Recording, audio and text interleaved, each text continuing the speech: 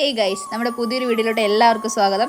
ഇപ്പോൾ ഇത് കണ്ടപ്പോൾ തന്നെ മനസ്സിലായിട്ടിടും ചെറിയൊരു കുക്കിംഗ് വീഡിയോ ആണ്. നമ്മളിന്ന് ഉണ്ടാക്കാൻ പോകുന്നത് തക്കാളി അച്ചാറാണ്. അങ്ങനെ നമ്മുടെ തക്കാളി മിക്സിയിലിട്ട് അരിഞ്ഞുകൊണ്ടിരിക്കുകയാണ്.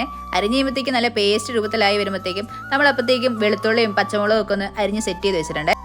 അടുത്തായിട്ട് നമുക്ക് വേണ്ടത് ഒരു ചീനിച്ചട്ടിയാണ്. ചീനിച്ചട്ടിയിലോട്ട് നല്ല വെളിച്ചെണ്ണ ഒഴിച്ചിട്ട് കുറച്ച് കടുകും പൊട്ടിച്ച് നമ്മൾ നേരത്തെ അരിഞ്ഞ് വെച്ച വെളുത്തുള്ളിയും പച്ചമുളകും ഉണ്ടല്ലോ, അത് അങ്ങോട്ടേക്ക് ഇട്ട് ഒന്ന് ഇളക്കി ഒന്ന് സെറ്റാക്കി എടുക്കണേ.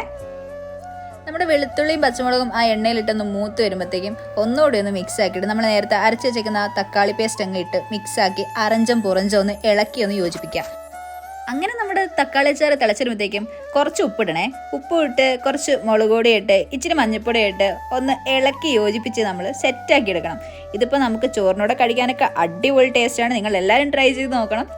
എന്നിട്ട് കുറച്ച് പുളിയുടെ പീസും ഇട്ട് ഒന്ന് ഇളക്കി ഒന്ന് സെറ്റാക്കി കുറുക്കി അങ്ങ് എടുക്കണേ. നമ്മുടെ ഉച്ചയ്ക്കത്തെ ഊണിന് വേറെ ഒന്നും വേണ്ട, 2 പപ്പടം ഈ അച്ചാറും ഉണ്ടെങ്കിൽ